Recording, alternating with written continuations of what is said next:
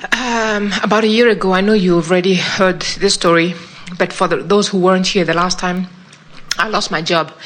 And since then, you've taught me how to adjust and fork in the road and be appreciative of where I am right now. I have done amazing work with myself. Over the past 1 month, I've had 3 interviews from wonderful companies that I just felt really aligned with and happy about, and I even started celebrating joining them. None of them have hired me. I feel that I'm just on the cusp of... You are. But I have 1 month of pocket money in my savings account. So how can one best get over the hump? And how can one best create with the time component added to it? Well, the time component is an upstream component, isn't it? Because when you say things are getting really good and good companies are calling me in for interviews, that's really a downstream thought. Yeah. But then when you say, but no one's hired me, that's an upstream thought. And so then you try to get that moving back that way. When you say, no one's hired me and I only have 1 month left, so they better call me fast, those are really upstream thoughts. So here you stand, here and now, and everything that you've lived has caused you on this subject of employment to ask for the solution of a really good feeling, mind-stimulating, uplifting environment that pays you really well. In other words, you've created a really wonderful job scenario by virtue of what you've been living. Yes. It's in the process of becoming for you. And now, here you stand in awareness of this scenario, and you say, it hasn't happened yet, which is upstream. So then you say, here I stand, and it hasn't happened, which means what happens to what's happening in your now is that it just extends a little further into your future. And you say, but it's not happening, so what's happening now just extends a little further into your future. So your future experience cannot change if all you're doing is observing your now experience. Because now is dominant. That's what our friend said earlier. Does what's happening now have to dominate my vibration? And we say, no, it certainly doesn't have to, but most of you, because you are observing themes, cause it to. You observe what is, you spew it into your future, then you get into your future and you observe what is, and then you spew it into your future, and then you get more of it, and then you spew it into your future, and then you get more of it, and pretty soon you say, well, this is just how it is. And we say, yeah, for you. It's how it is for you, but others are living different realities because they're spewing different things into their future. So now the big question is, well, how can I spew something better into my future that I'm living right now? And we say, you have to care more about how you feel than anything else. That has to be dominant. This thought doesn't feel good, this thought feels better. It's that simple. And I, as a selfish being, am not willing to, for one more moment, hold myself apart from who I have become. We have to say to you, friends, and we say this so lovingly, your world and those that you have lived with, they've really done a number on you. Because you have come to believe in your inferiority and in your unworthiness and in the unlikeliness of things going well. And it didn't come easily. In other words, you got a little whiff of it, you focused upon it, and law of attraction caused them to show it to you stronger, until bit by bit you've lost your belief in the universe's fast response to who you really are. And we're here, as we promised you we would be, to remind you that in all of that deciphering, you are becoming, and that you must let yourself gravitate toward that which you have become if you are to be joyful. So now we've come full circle, haven't we? You have to say, if I am to be joyful, I have to close that gap, which brings this big question, but is joy an option for me? Do I get to choose joy? And we say, try it. You just got to try it. And you say, no, I can't find joy. And we say, can you find something that feels better than something that feels awful? In other words, joy might be too far away, but you can find better. You can find better. And in the better, you will feel relief. So you say, okay, I'll try it. So I feel utterly powerless. I'm 1.5 years old, and I'm strapped into a damn car seat in the back of a car that I don't want to be in, with a father that didn't want to pick me up, who's mad that he had to, who's in traffic and he's unhappy, and here I am in this situation, and I am responding to this situation. And now some bright-eyed, bushy-tailed know-it-all is smiling at me. Someone over there in pure positive energy is smiling at me. And I see it, and my source is calling me toward it, but you know how far I can get? Revenge. And we have to say, that anger that child felt so much better than the powerlessness that came before. Yeah. But you know what happens to most of you when you try to move upstream from your powerlessness and you move into revenge or anger? You come right up against a society or a mother or a parent or a school system or somebody that says, no, anger is not acceptable. And so you just go back into powerlessness. Powerless anger, powerless anger, powerless anger, powerless anger, powerless anger, powerless anger, until you believe that you have no options. And we're wanting you to understand that if you would just try for a little while to find that feeling that feels just a little better, you will begin to notice that your tide begins to turn, your stream begins to take you, your odds begin to change, your life begins to change, the people in your life begin to change. You only have to turn 1 or 2 times downstream from upstream, and your entire point of attraction is different, and everything in your experience has shifted just a little bit, and your life will give you the evidence of that shift, you see.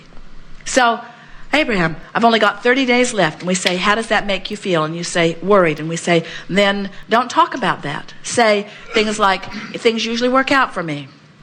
Say things like, I can feel that things are beginning to move in my favor. Say things like, I know I'm really picky and I'm looking for something that's exactly right. And I could have settled for many things. If money were the main factor, I could have said yes to a lot of things that I haven't felt like saying yes to, because my criteria of what I'm wanting is very clear. And I'm not the least bit uncomfortable about holding out for what I really want. I believe that the universe will yield to me what I really want in time. And I know that the universe knows what my time factor is. I don't have to keep saying, I've only got 30 days left, 29 days left, 28 days left, 27 days left, 26 days left. I know that the universe knows, and I can tell in my ease that I'm moving toward it, and counting these days is not giving me ease, it's doing the opposite. Yeah. In other words, I've got to stop the countdown, instead just start expecting that things are unfolding and knowing that it's going to work out just fine. Things always work out for me one way or another, and now I understand so much more clearly everything that I've ever understood before. I get it. I get how it works. So I'm looking forward to the way it will unfold, and I know it will unfold in time. Now you just relieved. And in those kinds of thoughts, you set up rendezvous with future potential employers that you didn't have access to 5 minutes ago. Yeah. You didn't have access to them because you were pointed in a different direction, you see. That's how it works. Things always work for you. It is not possible for you to not get the job that the inner being part of you already has, knows where it is, knows how much it pays, knows what you got to do to get it, and is standing over there saying, come this way, come this way, come this way, come this way. And you say, 29 days, 28 days, 27 days. And your inner being said, doesn't matter, come this way, come this way, come this way, come this way. Had 3 interviews, didn't like anybody, nobody called me back. Come this way, come this way, come this way, come this way. You just got to go in the direction of it. You say, oh, but that wouldn't be realistic for me to pretend that things are working out when the evidence points otherwise. And we say, alignment is not a difficult thing, but alignment does require alignment. In other words, you got to be aligned before you can align. So before you can rendezvous with the job of your dreams, you've got to be in alignment with the source of you. Before you can rendezvous with the lover of your life, you've got to rendezvous with you. In other words, you have become that person in those relationships. But if you don't feel good, you're not at that vibration. And so thank goodness the universe is not yielding to you the job you do not want. For every single thing you want, there are 20 or 30 or 40 available avenues to open right now, to lead you closer to what you want, right now. They're there, ready to pop, with you just turning downstream. But the problem with being turned upstream is you got the upstream habit. And you got to develop the downstream habit. And when you start developing the downstream habit, people are going to say, what have you done? It's like all that stuff was lined up outside your door. How'd you get the door open? Avalanches of things you've been wanting just begin coming into your experience. You say, well, I just stopped worrying about it not happening, and it started happening. I just started playing the positive what-if game instead of the negative what-if game. I just started feeling more optimistic and not so pessimistic. I praised more and criticized less. I stopped beating up on myself and loved myself more. I looked for reasons to feel good. I breathed deeply and I took walks and I said, thank you for this planet. Thank you for this earth. Thank you for my body. Thank you for my fingers. Thank you for this stomach. Thank you for this digestive system. Thank you for this oxygen that I'm breathing. Thank you for this hotel. Thank you for this light. Thank you for thank you. I just got in this mindset of appreciation of all of the magnificent things that are working for me. And when I activated that, then everything started working for me. The majority of what's going on in all of your lives is working so well, and yet you find the one thing that isn't working and give it your undivided attention, and let it be the basis of your vibration. You got to get happy before the solution comes, and then the solution will come. And some of you have been working on a different model than law of attraction model. You say, no, Abraham, it was different for me. When I was little, the louder I bellyached, the more my mother did what I needed her to do.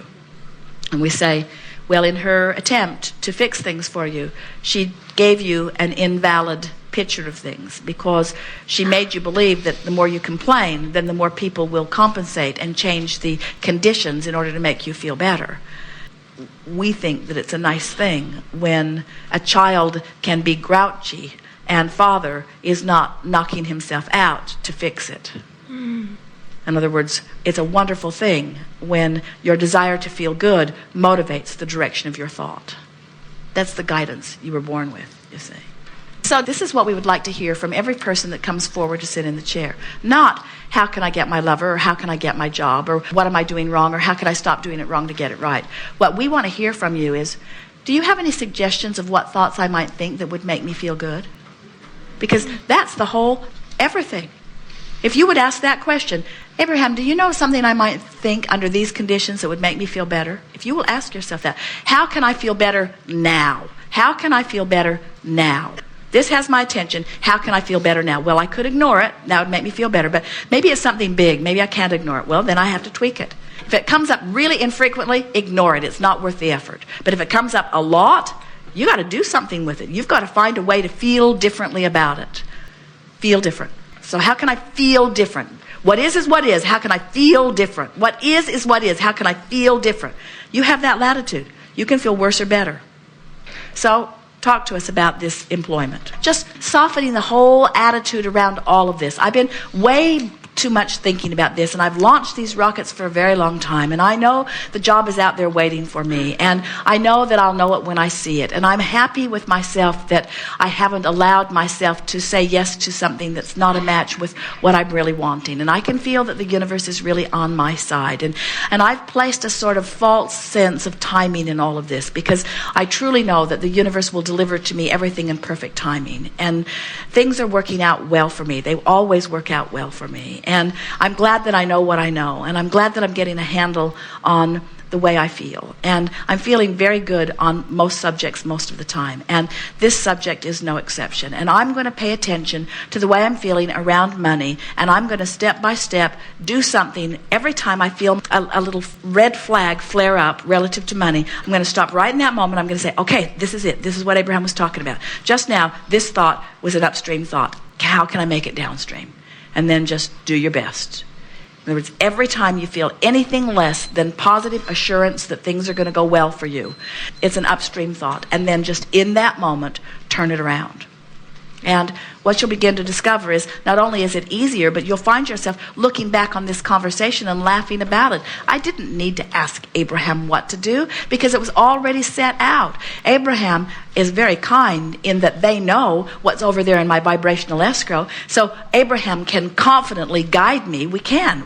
For us, it's humorous to listen to any of you fretting over the timing of something unfolding because we see what you want and we see the vividness of it and the bigness of it and the power of it, and we wonder why you worry about anything. And you say, well, we've been trained to worry. And we say, yes, but does it serve you? And you say, well, we don't really know what else to do. And we say, try doing something else. Make a decision. Write these things down. For the next week, I'm going to catch myself in the act of worry, and I'm going to laugh about it. I'm going to laugh my worry away. I'm going to catch myself in the act of not enoughness, and I'm going to laugh my feeling of not enoughness away. Just take those two subjects and make a decision that you're going to laugh them away. And you will be amazed at how often those two subjects will rise within you in a day, and you will have the option to turn downstream. And a week from today, things that looked far and distant and even impossible will be realities in your experience. That's how ready to pop your vibrational escrow is. That's how ready it is.